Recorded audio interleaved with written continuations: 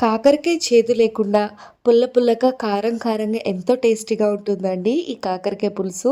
So, ఎలా prepare చేయాలో నేను టిప్స్‌తో సహా చెప్తాను చూడండి. Hello everyone! Welcome to Manu diaries. ఈరోజు మన ఛానల్‌లో కాకరకాయ పులుసు ఎలా ప్రిపేర్ చేయాలో చూపిస్తున్నానండి.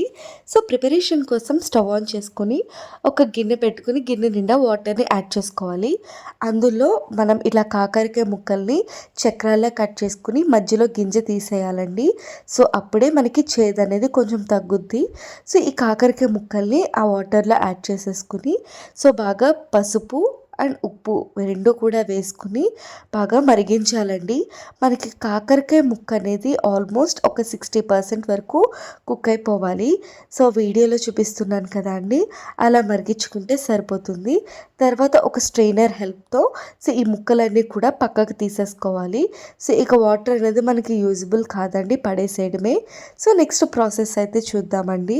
స్టవ్ ఆన్ చేసుకుని బాండీ పెట్టుకోవాలి. 2 టేబుల్ స్పూన్స్ ఆయిల్ యాడ్ చేసుకుని అందులో తాలింపు సరుకులు అయితే యాడ్ చేసుకోవాలండి. ఆవాలు, జీలకర్ర, పచ్చిశనగపప్పు ముందుగా ఫ్రై చేసుకోవాలి. ఆ తర్వాత మనం ఎండుమిర్చి, కరివేపాకును వేసుకోవాలి. ఎందుకంటే అవి కొంచెం స్లోగా ఫ్రై అవుతాయి కాబట్టి. సో, ఫస్ట్ అయితే ఈ రెండిటిని ఫ్రై చేసేసుకుందాము. సో, ఇది ఫ్రై చేస్తున్నప్పుడు మనకి మంచి అరోమా అయితే వస్తుందండి. దాన్ని బట్టే తెలుస్తుంది మనకి తాలింపు బాగా ఫ్రై అయిందని. నెక్స్ట్ ఇందులో ఎండుమిర్చి, కరివేపాకు వేసుకోవాలి. అది కొంచెం చిటపటలాడిన తర్వాత అందులో మనం ఇట్లా సన్నగా ముక్కలుగా కట్ చేసుకున్న పచ్చిమిర్చీలు, ఆనియన్స్ కూడా వేసుకుని సో, స్లో ఫ్లేమ్‌లోనే గోల్డెన్ బ్రౌన్ కలర్ వచ్చేంత వరకు ఫ్రై చేసుకోవాలండి. సో, నేను ఎప్పుడు చెప్పే టిప్పే, ఆనియన్స్ మంచిగా కుక్ అవ్వాలి, ఫాస్ట్‌గా కుక్ అవ్వాలి అని చెప్పేసి అనుకుంటే సాల్ట్‌ని అయితే యాడ్ చేసుకోండి, మంచిగా కుక్ అవుతాయి. సో, ఇప్పుడైతే మనం మూత పెట్టి మగ్గించేద్దాము. జస్ట్ ఒక 2-3 మినిట్స్‌లోనే మనకి ఆనియన్స్ అనేవి మగ్గిపోతాయండి. సో, వీడియోలో చూసారు కదా! సో, మనకి ఆనియన్స్ అనేవి మగ్గిపోయాయి. సో, నెక్స్ట్ ఇందులో మనం ముందుగా పారించి పెట్టుకున్నాం కదండీ కాకరకాయ ముక్కలు, వాటిల్ని ఇందులో వేసుకుని సో, మొత్తం కూడా పైనుంచి కింద వరకు మొత్తం కలుపుకోవాలి. మనం ముందుగా కాకరకాయ ముక్కల్ని ఉడికించడం వల్ల చేదైతే రాదండి. సో, నెక్స్ట్ మనం ఇలా మగ్గించడం వల్ల కూడా చేదనేది తగ్గుతుంది. నెక్స్ట్ ఇందులోనే కొంచెం పసుపు అండ్ కొంచెం ఉప్పు కూడా యాడ్ చేసుకుని సో, మొత్తం కలుపుకోవాలి. సాల్ట్ అయితే మనం చెక్ చేసుకోవాలండి. ముందు కూడా యాడ్ చేసాము, ఇప్పుడు యాడ్ చేసాం కాబట్టి మూత పెట్టి మగ్గిస్తే కొంచెం తొందరగా కుక్ అవుతుందన్నమాట. సో, ఒక 2 మినిట్స్ తర్వాత మూత ఓపెన్ చేసి చూస్తే సో, మనకి మొత్తము కూడా కాకరకాయ ముక్కలకి ఆనియన్స్, తాలింపు ఇవన్నీ కూడా పట్టుంటాయి. నెక్స్ట్ ఇందులో మనం స్పైసెస్ అయితే యాడ్ చేద్దామండి. నేనైతే ఒక 1½ టేబుల్ స్పూన్ వరకు కారం యాడ్ చేసుకున్నాను.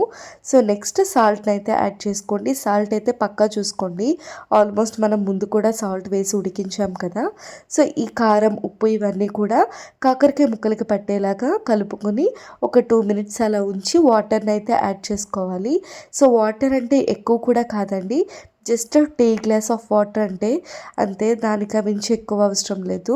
ఎందుకంటే మనకి ముక్క ఆల్రెడీ ఉడికిపోయింది కాబట్టి జస్ట్ వాటర్ వేసిన 2 మినిట్స్కి మనకి ఇట్లా బాయిల్ అయితే అవుతుందండి. సో, ఇందులో మనం ఇప్పుడు చింతపండు గుజ్జు అయితే వేసుకోవాలి. సో, నేను దీనికోసం జస్ట్ కొంచెం నిమ్మకాయ సైజ్ అంత చింతపండు మాత్రమే తీసుకున్నాను. సో, దాన్ని మంచిగా స్మాష్ చేసుకుని సో, చెత్త అనేది పడకుండా జస్ట్ చేతులు అడ్డు పెట్టి అట్లా చింతపండు రసాన్ని అయితే మనం కర్రీలో యాడ్ చేసుకోవాలి. సో, మనకి పులుసుకి ఈ చింతపండేనండి టేస్ట్. సో, మొత్తం అంతా ఒకసారి మిక్స్ చేసేసుకుని సో, ఒక ఫ్లేమ్ అనేది మీడియం ఫ్లేమ్లో పెట్టుకుని మూత పెట్టించేసి మనం మగ్గించుకోవాలండి. సో, మనకి ఒక 2-3 మినిట్స్ తర్వాత చూస్తే మనకి కర్రీ అనేది ఒక 80% కుక్ అయిపోతుంది. సో, మనకి కాకరకాయ అనేది కొంచెం ఎక్కువసేపు ఉడకాల్సి ఉంటుందండి. సో, అందుకే ఇంత పెద్ద లెంతీ ప్రాసెస్ అయితే అవుతుంది. సో, మనకు ఆల్మోస్ట్ ఒక 80% కుక్ అయిపోయిన తర్వాత 1 స్పూన్ బెల్లం అయితే యాడ్ చేసుకోవాలండి. సో, ఇలా బెల్లం వేయడం వల్ల మనకి కర్రీ అనేది బ్యాలెన్స్డ్గా ఉంటుందండి. కారం ఎక్కువ అవ్వకుండా, పులుపు ఎక్కువ అవ్వకుండా అండ్ చింతపండు వగరు ఇవేమీ తెలియకుండా సో, మంచిగా కర్రీస్లో అన్ని పదార్థాలు కూడా బ్యాలెన్స్డ్గా ఉంటాయి. సో, ఇప్పుడైతే ఒకసారి మనం ఉప్పు చూద్దామండి. ఒకసారి ఆల్మోస్ట్ మనకి కర్రీ ఒక 2 మినిట్స్ అయితే అయిపోతుంది.